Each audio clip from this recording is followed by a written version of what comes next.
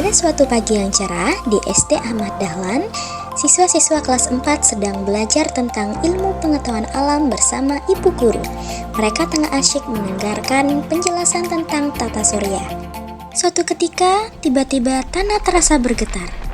Anak-anak tetap tenang dan segera masuk ke bawah meja, kata bu guru. Dengan suara tegas namun tenang. Anak-anak dengan cepat mengikuti instruksi dan bersembunyi di bawah meja mereka.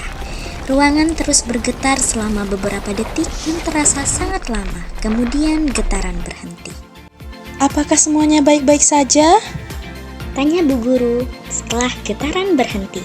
Semua murid mengangguk meski wajah mereka tampak tegang. Anak-anak, kita tadi baru saja mengalami yang namanya gempa bumi. Gempa bumi adalah salah satu bencana alam yang sering terjadi di Indonesia. Gempa bumi kita rasakan sebagai getaran yang terasa di permukaan bumi atau kerak bumi.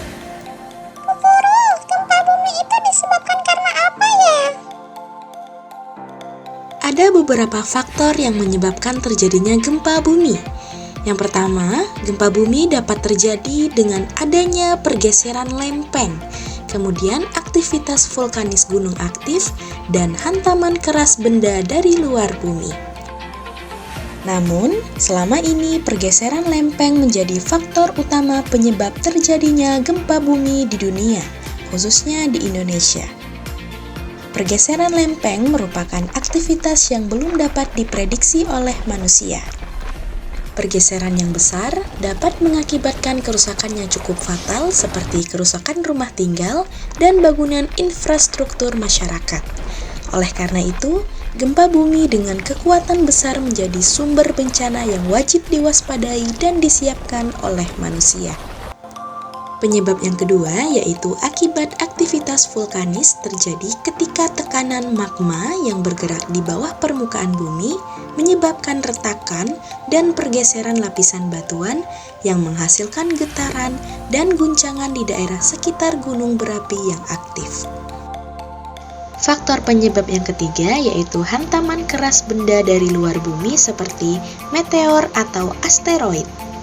Benda luar angkasa seperti meteorit atau asteroid dapat memasuki atmosfer bumi dan jatuh ke permukaan bumi dengan kecepatan tinggi. Oh, seperti itu, Bu Guru. Berarti gempa bumi ini ada banyak macam jenisnya ya, Bu?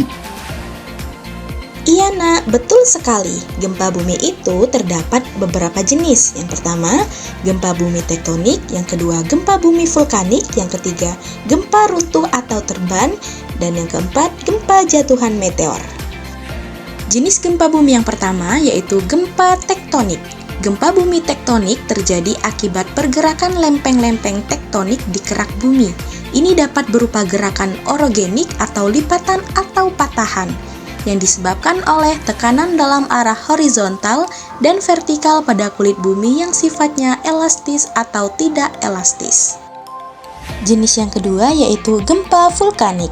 Gempa bumi vulkanik disebabkan oleh aktivitas magma dalam gunung api. Getaran ini sering terjadi sebelum atau sesudah letusan gunung berapi. Yang ketiga, gempa runtuh atau terban. Gempa runtuhan atau terban terjadi akibat runtuhnya struktur geologi seperti gua, terowongan, atau bangunan yang tidak stabil. Yang terakhir, gempa jatuhan meteor. Gempa jatuhan meteor adalah gempa yang disebabkan oleh dampak dari meteorit yang jatuh ke permukaan bumi.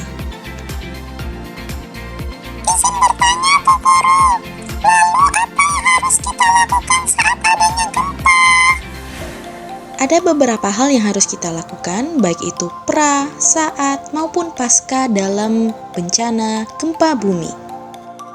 Langkah mitigasi pra gempa bumi yang pertama yaitu melakukan sosialisasi, memberikan edukasi kepada masyarakat tentang apa yang harus dilakukan sebelum, saat, dan setelah gempa bumi. Ini termasuk sosialisasi tentang jalur evakuasi dan tempat aman. Yang kedua, pembangunan struktur bangunan. Mendesain dan membangun gedung serta infrastruktur yang tahan gempa sesuai standar yang ditetapkan. Yang ketiga, latihan evakuasi. melakukan simulasi dan latihan evakuasi secara berkala untuk memastikan semua orang tahu apa yang harus dilakukan dan kemana harus pergi saat gempa terjadi. Adapun mitigasi yang harus dilakukan saat gempa bumi berlangsung yaitu ketika berada di dalam rumah, segera berlindung di bawah meja atau benda kokoh lainnya untuk melindungi diri dari barang yang jatuh. Jikalau di luar ruangan, jauhkan diri dari bangunan seperti tiang listrik, pohon, dan benda-benda yang bisa jatuh. Temukan area terbuka yang jauh dari risiko bangunan runtuh. Bila berada di dalam ruangan umum, jangan panik dan jangan berlari keluar karena kemungkinan dipenuhi orang. Jauhi benda-benda yang mudah tergelincir seperti rak, lemari, kaca, dan sebagainya. Kemudian, mitigasi pasca gempa bumi yaitu penyediaan tempat penampungan sementara. Bangun tempat penampungan yang aman dan nyaman bagi korban yang kehilangan rumah. Kemudian, pelayanan medis dan psikologis. Sediakan layanan medis dan dukungan psikologis untuk korban gempa. Serta distribusi bantuan. Koordinasikan distribusi bantuan seperti makanan, air, dan barang-barang kebutuhan dasar dari korban gempa bumi. Baiklah anak-anak, itu saja penjelasan tentang gempa bumi.